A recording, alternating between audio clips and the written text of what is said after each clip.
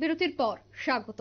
রাজ্য জুড়ে প্রতি ঘরে সুশাসন কর্মসূচি চলছে, ব্যতিক্রমী নয় বিশালগড় মহকুমা হাসপাতালের তরফে বয়োজ্যেষ্ঠ নাগরিকদের চোখের ছানি অপারেশন সহ বিশেষ শিবিরের আয়োজন করা হয়েছে। মূলত 15 থেকে 18 নভেম্বর বিশালগড় মহকুমা বিভিন্ন এলাকায় 100 জনকে স্ক্রিনিং করা হয় এবং সেখান থেকে 20 জন বয়োজ্যেষ্ঠ নাগরিককে চোখের ছানি অপারেশনের জন্য বাছাই করা হয়। তার মধ্যে প্রথম পর্যায়ে 9 জনকে বৃহস্পতিবার জিবি হাসপাতালে চক্ষু বিভাগে পাঠানো হয় বিশালগড় মহকুমা হাসপাতাল থেকে। এদিন বিশালগড় মহকুমা হাসপাতালে বিধায়ক সুশান্ত দেব উপস্থিতিতেই জেলা স্বাস্থ্য আধিকারিক ডক্টর দেবাশিস দাস এবং মহকুমা স্বাস্থ্য আধিকারিক ডক্টর জ্যোতির্ময় দাসের তত্ত্বাবধানে বিশালগড় মহকুমা হাসপাতাল থেকে 9 জনকে জিবি হাসপাতালে পাঠানো হয়েছে। সে বিষয় নিয়ে বিধায়ক সুশান্ত দেব কি বলছেন শুনুন। আমাদের সরকারের উদ্যোগে যারা বয়স্ক বৃদ্ধা আমার মায়েরা বা বয়োজ্যেষ্ঠরা আছেন ওনাদের চোখের ছানি অপারেশন একদম বিনামূল্যে করা হবে।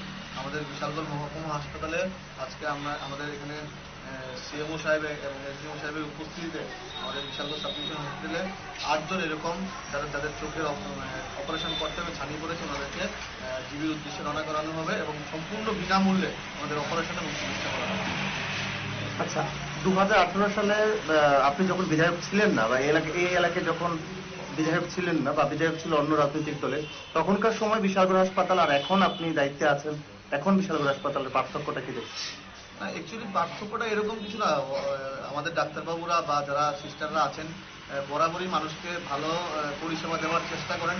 এবার মানসিকতা পরিবর্তন, ওই সময়ের একটা মানসিকতা ছিল, কর্মসংস্কৃতির একটা লাটে ওঠার একটা বিষয় ছিল, যেটা বর্তমানে নিয়ে আমাদের সরকার এবং আমাদের ডাক্তারবাবুরা যারা সিস্টার আছেন সবাই চাইছেন মানুষকে সঠিকভাবে পরিষেবা দেওয়ার জন্য এবং মানুষ সঠিক পরিষেবা পাচ্ছে।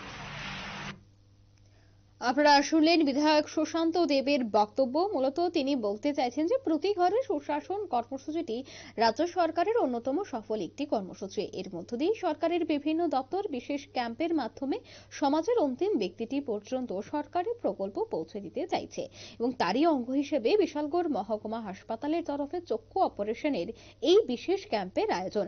সাধারণ মানুষ এই ক্যাম্পের মাধ্যমে বিশেষভাবে উপকৃত হবে বলে আশা প্রকাশ করেছেন বিধায়ক সুশান্ত দেব।